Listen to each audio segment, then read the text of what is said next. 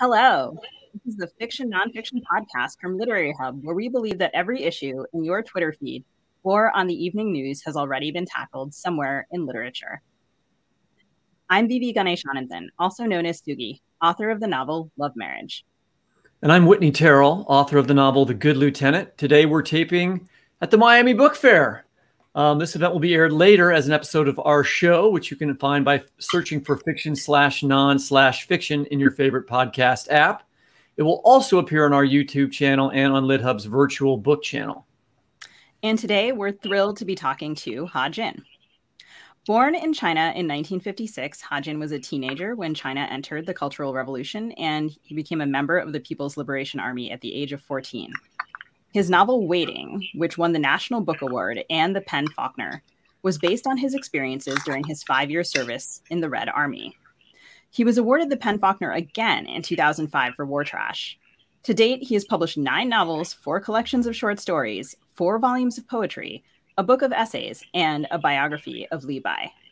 A fellow of both the American Academy of Arts and Sciences and the American Academy of Arts and Letters, he's also received the PEN Hemingway Award and the Flannery O'Connor Award. His most recent book is A Song Everlasting. His work has been translated into more than 30 languages, and he is a professor at Boston University. Ha Jin, welcome to the Miami Book Fair and to the show. Oh, I'm very happy to be here. Happy to meet you in person, Vivi and Whitney. Thanks for joining us. Very early on in A Song Everlasting, your protagonist, the Chinese singer Yao Qian, am I saying that name right? Tell me how to say it. Yeah, Yao Tian. Yao Tian. Yao Qian. Yes, you're very close, yes. All right, that close is as good as I probably will get. Is on tour in the U.S. and leaves his own group, the People's Ensemble, to accept a separate invitation to perform at a concert in New York. He wants to put the $4,000 fee toward his daughter's education. When he gets back to China, however, his superiors tell him, and I'm quoting here, the show was mainly organized by Taiwan's Pan-Green Coalition. This means most of the sponsors and organizers belong to the Democratic Progressive Party that advocates Taiwan's secession from China. By rule, we are not allowed to mix with them, end quote. So he's in hot water. And there's a lot of nuanced language here. For instance, since when did progressive Democrats become the most dangerous political party from a Chinese point of view? After all, I mean, that's a party that would be most sympathetic to socialism and communism. Wouldn't the Republicans be more upsetting? Taiwan, the opposite in Taiwan is nationalist, more conventional, because they were the party who was defeated by the communists. And so, but the Democratic Progressive Party is younger. Basically, the base is the local natives, Taiwanese. So as a result, the mainland China, they try not to deal with them. But on the other hand, they're getting more popular. But at this moment, they are in power, in fact. They can defeat the nationalist party. And so that's the situation. It's different from the States. In the States, the two parties, I think the Chinese government prefer the Republicans, not the Democrats. So that's the situation, different situation. They feel that Democrats are somehow more difficult to deal with. Interesting. So speaking of right now, I was reminded as I was reading of a headline from an October 6th article, which was on NPR's website, and the headline was, "Taiwan says tensions with China are at their worst in 4 decades." Do you think that's true? And if so, can you talk a little bit about why? Yes, it has been true, because convention, for the last 2 or 3 decades, China often threatened to basically always view Taiwan as a state, a province, not an independent country. But in recent years, and I think more Taiwanese people, especially the younger generations, they really want an independent country. In fact, it is a country de facto. It has everything, also vibrant democracy there. And so as a result, the Chinese government, and especially after Xi Jinping came to power, he viewed this as his duty, his responsibility to reunite the country. And I think he is a selfish man. He wants to at least to be equal to Mao. But the only way to achieve that is to basically to unite the country. The reunion might justify his great status. Other than that, he didn't have other opportunity. So that's why the mainland China has become very, very aggressive. Well, it's very interesting because Chinese, for many years, the Chinese government has sort of maintained that officially that Taiwan and China are part of the same country, but in effect they are not, and hasn't insisted on actually trying to like reunify them. But you think that that he really will do this now, or do something militarily to try to make this happen? I mean, how is it going to happen? Other than just, I mean, recently there were some planes that were flying in Taiwanese airspace, but that's a gesture, but it's not actually going to reunify the countries. You're right. It's just a kind of acting, but the truth is, if really depends on the power struggle within China. For instance, if Xi Jinping is unlikely to continue his in his position as the #1 man in China, and he might start a war and be really aggressive with Taiwan as a way basically to divert the public attention. Also that can give him kind of justification for even put the election on hold. So there basically it really depends on the inner power struggle. Also, I think the U.S. attitude, position, action is very important from the U.S. The U.S. sometimes is sometimes very aggressive, sometimes very wishy-washy. So as a result, the Taiwanese were confused. They got intimidated time and again, and also they were betrayed a few times. So I don't think they trusted the states completely. That's another problem. So there are a lot of things, at play. For instance, when the Afghanistan, the debacle happened, the Chinese government, they basically viewed this as a weak moment of the United States. Basically, they were telling other countries to see, look, what the U.S. has done. So you can't depend on the United States. So really, it's not just Taiwan and the mainland. Really, the United States is the major force in this situation. It seems to me like so much of what we're talking about is a kind of, interpreting political code. What do certain gestures and actions mean? And I think one of my favorite things about A Song Everlasting is the way that it also depicts political codes of diasporic communities and cultural engagements. And as an Asian American artist in a diaspora, like I've had to learn that some invitations, while they seem on their surface not to have agendas or political effects, in fact, they do. And as we've discussed, Tian first gets in trouble when he accepts an invitation from a group that he perceives as apolitical or at least safe, which is called the Great China Cultural Association. And I wonder if you can talk a little bit about the politics of the Taiwanese and Chinese and Hong Kong diaspora, speaking of U.S. power in a different form, and how they relate to each other and battle over nationalism, and how you decided to portray these communities, which are also his audiences. Yes, and I think he was totally lost. It was very complicated. Traditionally, most communities, in fact, were dominated by Taiwanese immigrants. The nationalist party was a big part of it. But in recent years, because mainland China, a lot of immigrants, they have more money, and so the government has more influence. Gradually, they are taking over. So it is there were always battles between the two, and the Chinese embassies and consulates were often spent money too to buy different group. And on the other hand, I think the Taiwanese nationalists or the Democrats, the progressive Democrat Party, they were very sophisticated.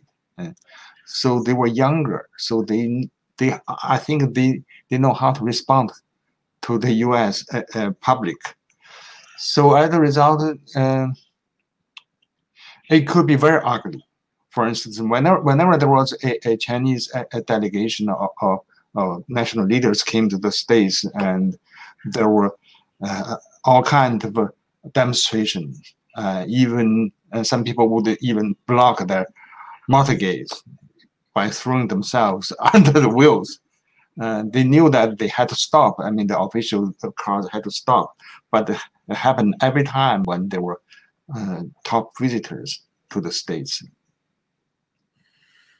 One of the fascinating things about this book is like figuring out all these political perspectives. And I already messed up one thing earlier where I was thinking about when you talked about the progressive Democrats, I assumed you were talking about the American progressive Democrats, not the Taiwanese progressive Democrats. So my apologies there. But and that your answer explained that perfectly clearly. But like your main character, you grew up in China, ended up staying in America.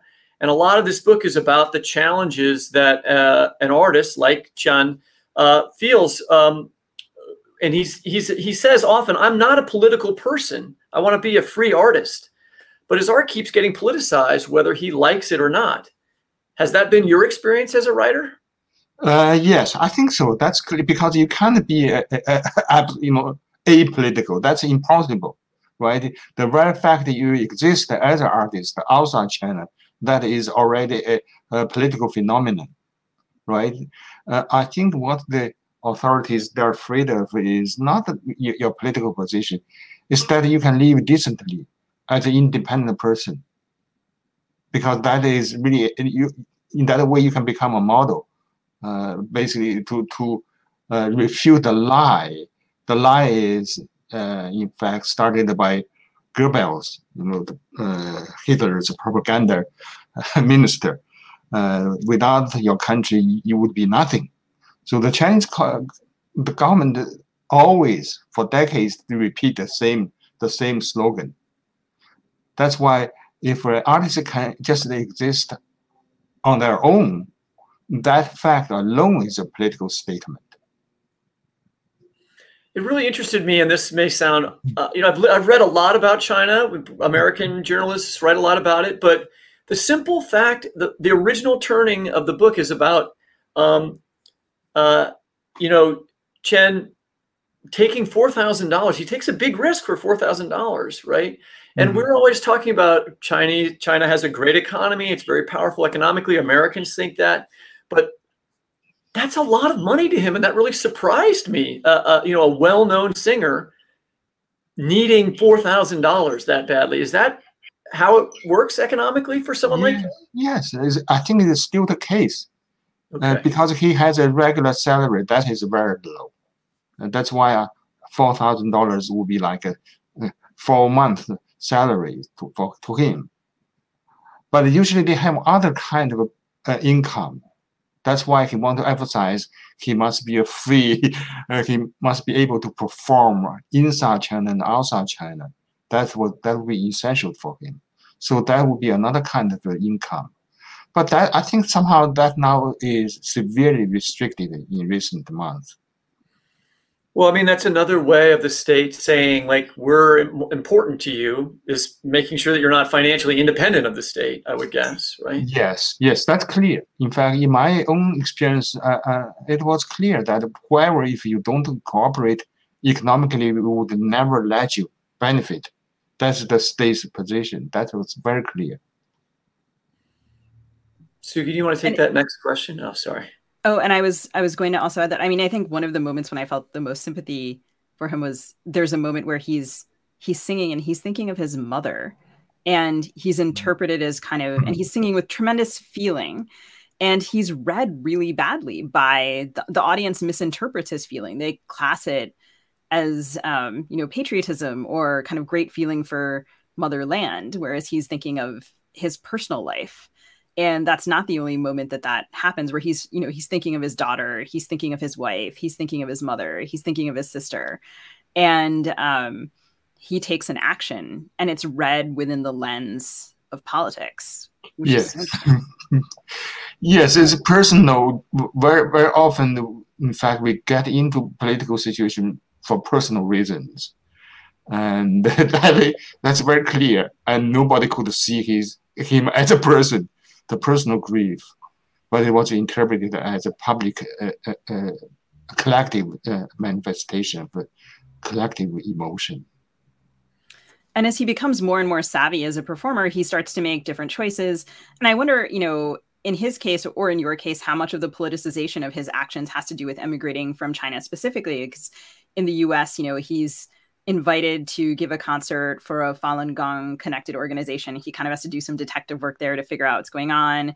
In another situation, he has a personal point he wants to make, so he chooses to align himself with a different group to make a point about what's going on in China. He performs at events that commemorate the Tiananmen Square massacre.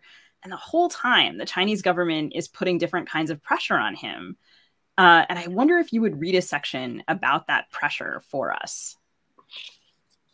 Okay, sure. And in fact, they really try hard, because he is an artist that he doesn't have a business. He really, it's not like other. If you're a businessman, we can give you a great deal, and you pay less for a lot of bonds or property.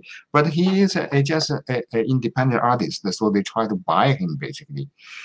And so one businessman approached him, and they made an appointment for at a tea house. And this is on Northern Boulevard in Flushing.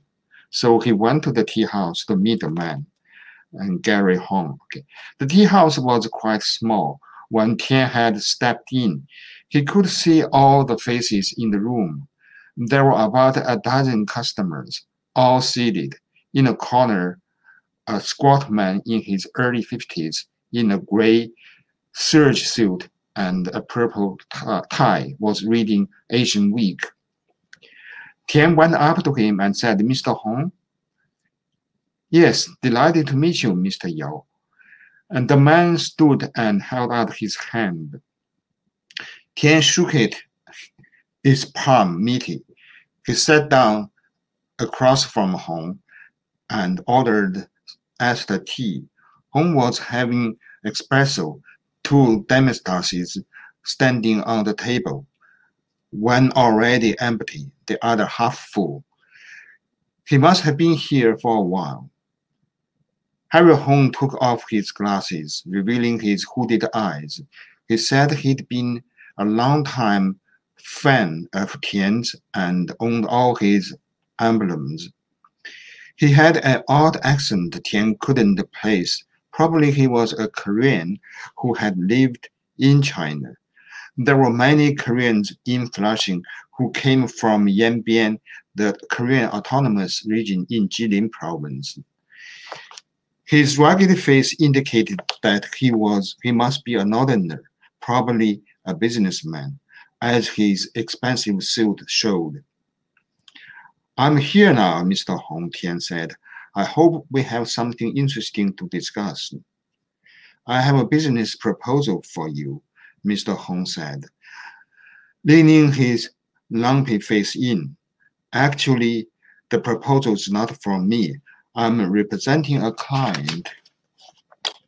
"Who's your client?"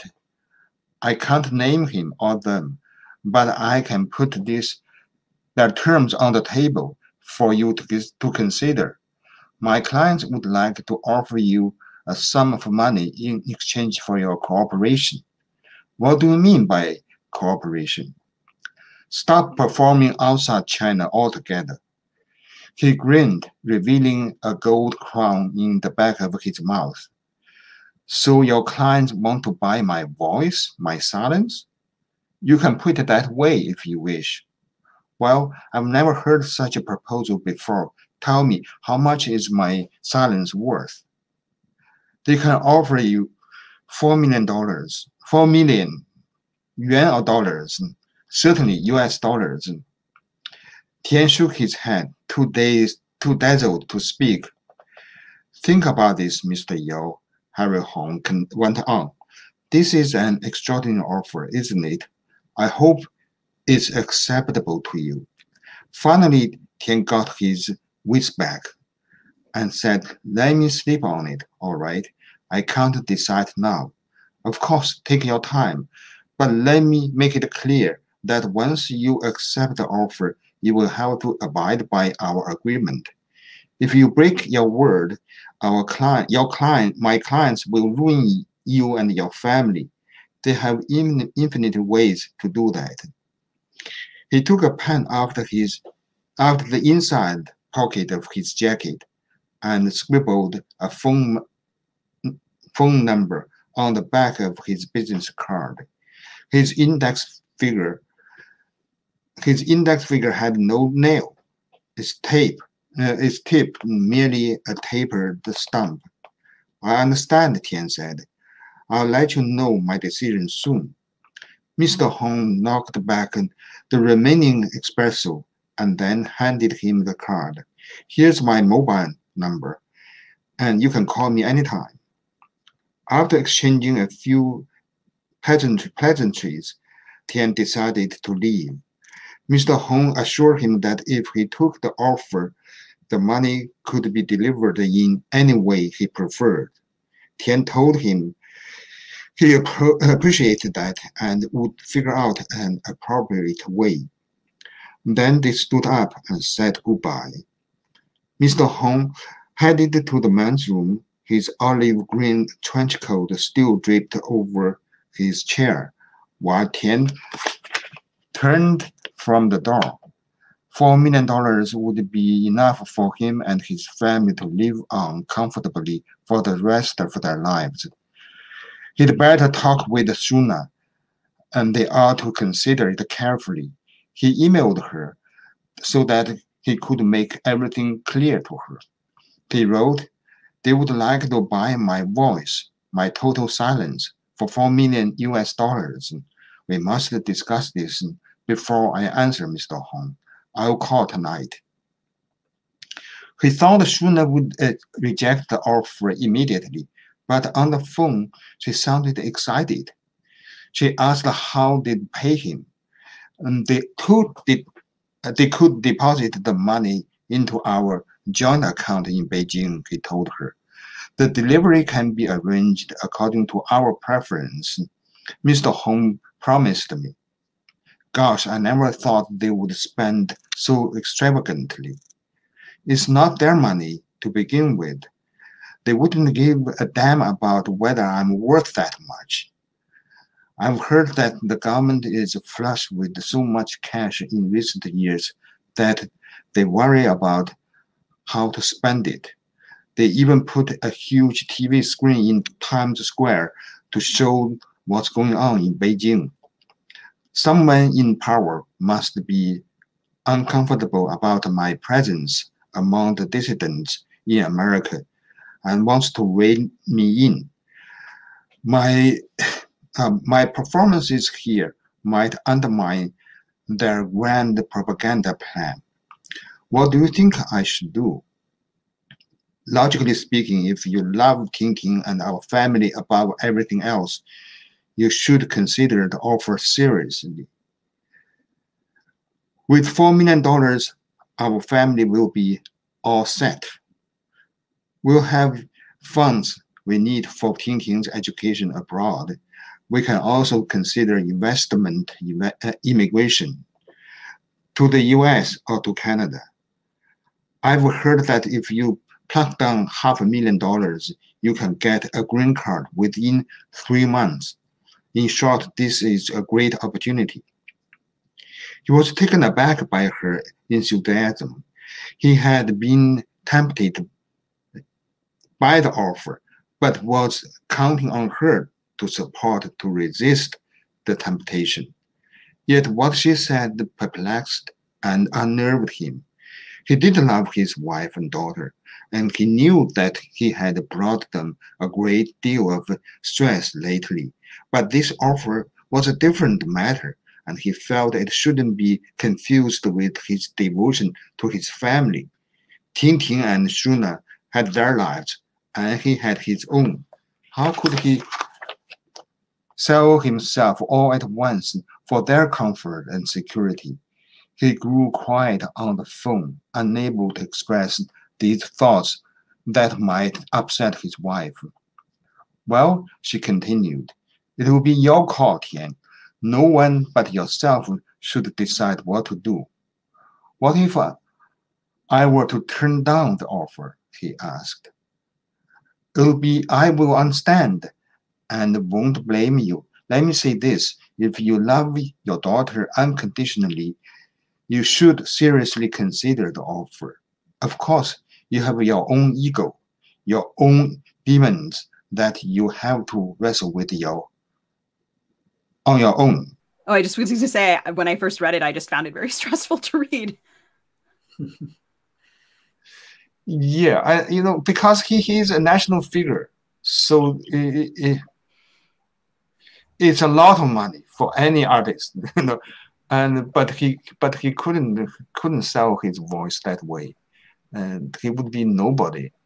But it's on one hand, the Chinese government over the years really started this for a long time. Not everybody was worth millions, but usually they would give a person like tens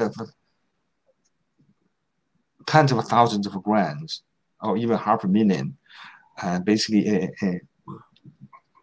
want the person to start a business or something on their own, and then eventually the government would use them, make good use of them. So in his case, we know that he is such a big star, and even the number one, the president, Jiang Zemin, had nighttime snack with him. So if one of the top leaders expressed, interest or dissatisfaction about his being abroad and performing outside China, and all the subordinates and the underlings would figure out a way how to bring him back. So if that happened, money is not an issue anymore. Because for a lower ranking official, this would be a way to show their ability to their superiors. Also, the money is really perfectly legitimate within the scheme of the grand propaganda plan. So it's different situation. He's exceptional in that sense. I know that people will be shocked, but my advances for my books are not $4 million. So I was trying to think, like, what would happen if somebody offered me $4 million to not ever write a book again? Yes, but I think most of the writers wouldn't take that kind of way, because you can't deal with the devil, right? You can't do that. Yeah. Not only that, the great poet Auden, W.H. Auden, I think the Nobel Prize committee, they asked him to sign a kind of agreement about something he should not say. He refused. Later, he regretted, saying he needed the money. But that was nothing like that. You stop writing poetry. So, in other words, in terms of psychology, it is perfectly legitimate for artists to refuse. Yeah, I think I found it so realistic, their conversation, or I don't know, that's how I would imagine, because it is such a lot of money, and it's outlined the way that it would make a difference to them, and the way that they kind of wobble in that moment. And that's just one kind of pressure that they face. He also begins after a while to wonder who around him might be watching him and from what position, which also seems to put some psychological weight on him. Yes, people around him, you don't know who is employed by the Chinese government, and that happened. In fact, that happened, and and that's, I think it's also true within the immigrant community. You don't know who are backed by which faction within the government, or even by Taiwan or mainland. Or inside the Communist Party, there are different factions. They would have their own representatives in different groups. And then, of course, this creates an atmosphere where people in the same communities are reporting on each other, which... Yes. Yeah. Yes. just seems to really, complicate. I think people assume that diasporic communities are monoliths that get along, and to see the reality of it portrayed was really. Yeah, that's very different. You know, in fact, in the States, we have like the Cuban community. We can see that many of them, they are very, very aggressive. They are opposed. They are opposed to communism. But in the Chinese situation, it's quite different, because the U.S. economy and Chinese economy, they overlap, entangled. So as a result, even a lot of U.S. officials, in fact, have been bought off by the Chinese government. You can't tell who is helping the Chinese government. Yeah, I think as I was reading, I would every once in a while lift my head up and tell my partner what my guesses were, who was who. And I think another really fascinating thing about the book, I'm a musician, perhaps not a very good one, but a lifelong one. And I so loved reading the descriptions of the music and also tracing the politics of the music in this book. And along those lines, and sort of also in the vein of what we've just been talking about, what influence do Chinese officials have? There's an amazing reference to at least one real life incident in the novel. The pianist Lang Lang plays a song containing anti-American sentiment, and the song is called "In Praise of Our Motherland." And this happens at the White House in 2011, and it did happen at the White House in 2011 when Hu Jintao, who was then China's president, visited. And at the time, there were rumors, I was reading the news coverage about this, there were rumors that Chinese officials had had a hand in picking the music, and also many people who said, Lang Lang didn't know. It's just a song. And the song comes from a movie in which Chinese soldiers fight US soldiers during the Korean War, hence the anti-US sentiment. And I wonder if you would read once more for us, read your version of this event and tell us about writing this song into the book. In fact, I'm positive that Lang Lang knew, and because there was such a popular movie. We all saw it. For over the years, there were not many movies available for the general audience, and it would be impossible for him not to have seen this movie. Okay, I want to read a few paragraphs about the response. And the protagonist, Yao Tian, he had a good friend who was a pipa player, and Tan Mai. Originally, she was invited. This is fiction. Okay, she was invited. She was such a great performer, musician. She was invited then, but she wouldn't do it. So that's why this was revealed to the public. So a lot of people were angry at her. And Tian was trying to help his friend. Okay. Tian had read about the Tan Mai's trouble in newspapers and online. What had happened with the White House performance was that a Chinese official had approached Tan Mai before President Hu's visit and invited her to perform at the state dinner, sharing the program with an American jazz band. Without thinking twice, Tan Mai, feeling honored, accepted the invitation. But when she saw the list of pieces, she was appalled to find she was to play In Praise of Our Motherland.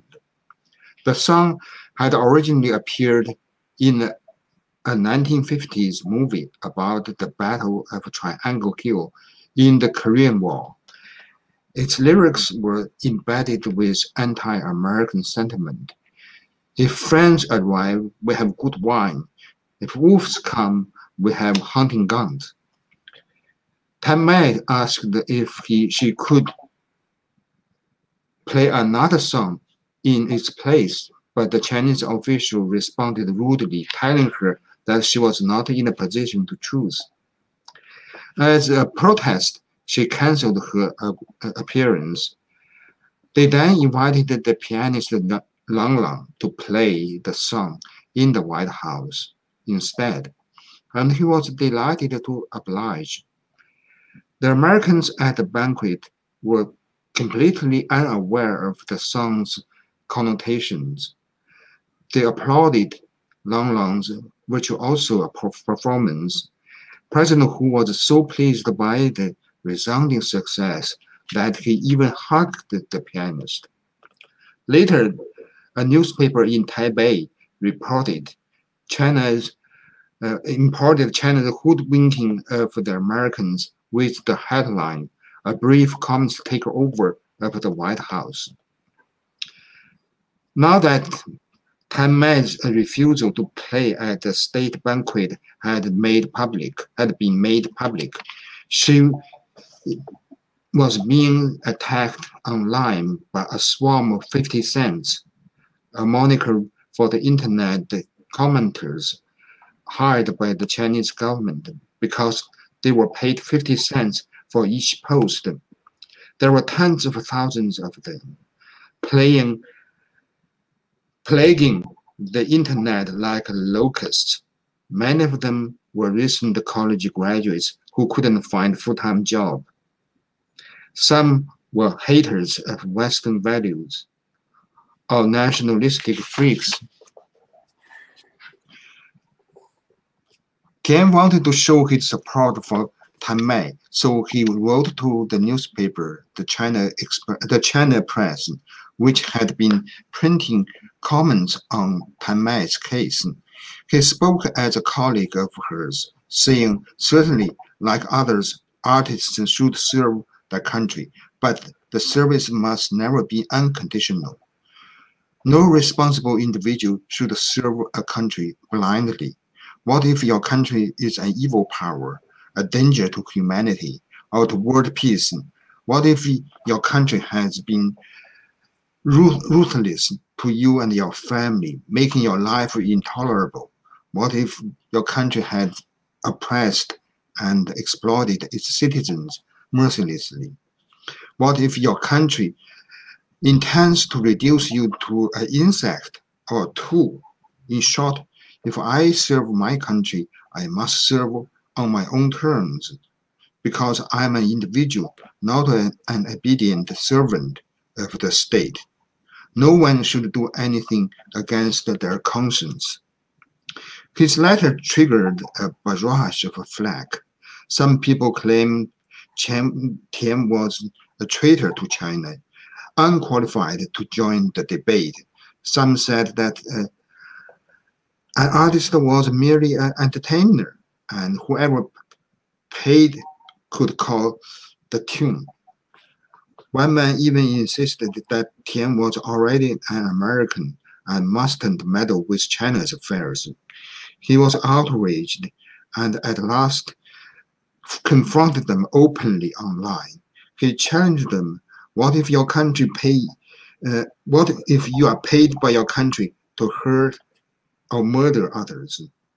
As a human being, one must have his or her own principles, and there are lines one must never cross. To counter the lie about his American citizenship, he posted online his Chinese passport with the upper corner of its front cover cut off to show that it had been cancelled by China. He wrote, "I have been here without a passport for almost 3 years. As a result, I cannot travel outside North America. My singing career has been crippled. If you were in my shoes, what would you do? Wouldn't you try to become a US citizen? My country should be where freedom is, where I can feel safe and at home. Truth be told, once I have held my green card for 5 years, I won't wait a second to become naturalized. You can call me a traitor to China, but China has betrayed me first." To his amazement, the condemnations stopped, and a good number of people supported his choice to become a US citizen. One even quoted Marx, though jokingly, "Workers of the world had no homeland." 3 people said that they too had their passport confiscated when they got to the Chinese consulate to renew them. The security guards there had thrown them out of the building. One person even announced the fuck China. If my country rejects me, I can reject it too. Another weighed in. China is just a pair of shoes I used to wear and have outgrown now. A third declared, China is a beast that eats you without blinking its eyes. A fourth wrote, your country is not your mother, like you are told. You are the parents of your country. A fifth claimed, to me, my country is somewhat like my condo association, to which I pay the fee regularly. If it does not respond to my needs, I can fire it. Freedom also means that you can dismiss your country like a service. These cutting remarks unsettled Tian so much that he held back from making more comments. Of course, those radical commentators caught a good deal of fire from the 50 Cent party. But somehow that party was, a few years, they were everywhere. But now somehow, I think perhaps it's getting more expensive. So we have different kind of people named Pinkos, little Pinkos. They were everywhere. That is, the guy who made me laugh is the guy who compared his country to his condo association. I thought it was funny. I would like to hang out with him and have a beer. So that's a really great passage. And one of the things that I thought a lot about while I was reading this book is the ways that Americans tend to perceive China as extremely powerful in certain ways. And partly of that power in Americans' minds, I'm saying, comes from the fact that it has an authoritarian government, which doesn't have to argue over things. It can do whatever it wants, right? It doesn't have to debate in Congress like we are now over the infrastructure bills. But the novel, your novel, depicts Chinese officials as very anxious about the country's image. And recently we've been hearing reports in the news about the collapse of Evergrande, which is a huge Chinese real estate firm, and that maybe Chinese real estate prices aren't really accurate or could collapse like they collapsed here in America in 2008. Stories, you know, and then earlier in your book, there's a line, a character says of China, this country, because I'm quoting now from the book, this country, it was whispered, was like a sinking ship. So which is it? You know, that saying has been around for decades. Yeah. That's why all the top officials' children, they have left China. So they made money kind of in a very shady, illegal way, but they hid their wealth outside China. They all believe that China, the country will sink quite soon. But on the other hand, somehow miraculously, there were always a way to sustain the country from collapsing. It is a powerful country mainly because I think it doesn't have the turnover like, you know, the election. Every 4 years we have a presidential election. Yeah, so we don't have that kind of continuity. One person, once in power, can stay there for a long time. So as a result, the person can build his own subordinates, so consolidate his power. So there's a very strong sense of continuity. So that gives us the feeling that the government somehow it's stable. But that's in fact the communists, they are aware of that. They said that's the superiority of our system in comparison to the U.S. So they really, a lot of policies were made depend on that kind of so-called superiority. Whereas in the States, we don't know, from the foreign countries' point of view, we don't know what might happen in 4 years. Even if Biden is very supportive, but what if he's not in power anymore? So that we're all worried about that. Don't say that.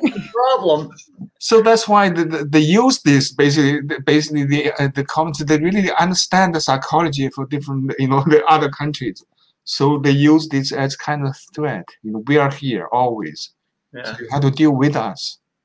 It is really, it's kind of very disturbing, very disheartening.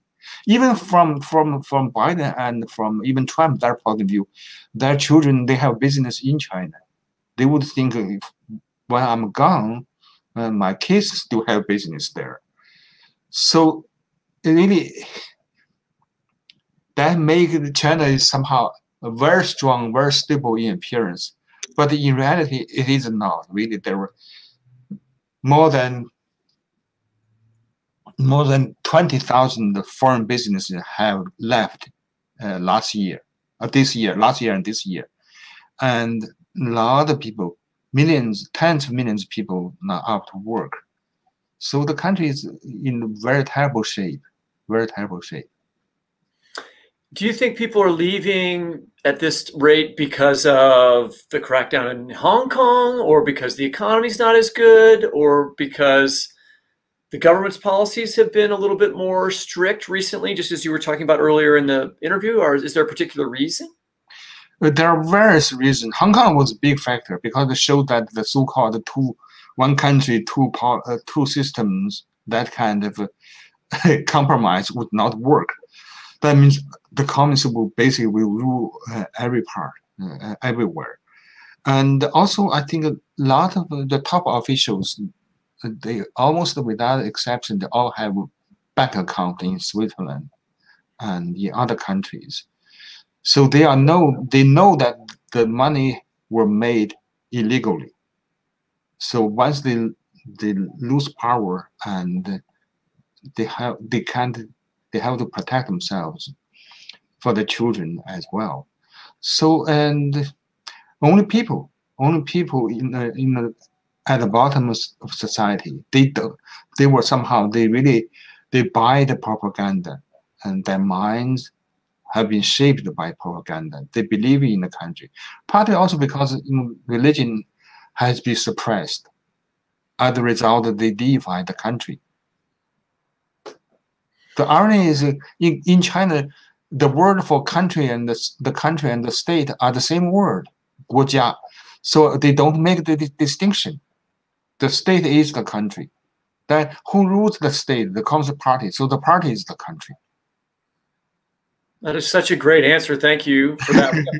We have one more question that we'd like to ask, and we're going to sign off with you. But we're going to want to go back to Tian, your main character. You've been talking about China's preoccupation in the government with stability and lastingness, But one of your character's preoccupations is artistic durability, and even the title is the song Everlasting, right? Over time. Yeah. So how is the desire to make art that lasts connected to the desire to make a political or moral impact, or are those things at odds? That means we have to really write a good book, a good piece of literature that can last. Really, otherwise, how can we justify that when we write about the people's suffering, misery?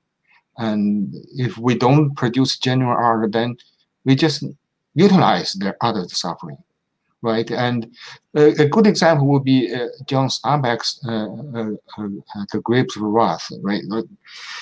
There were books written about the Dust Bowl migration and the depression. And also there were a lot of second-hand knowledge. He did not experience that, but he wrote a great book.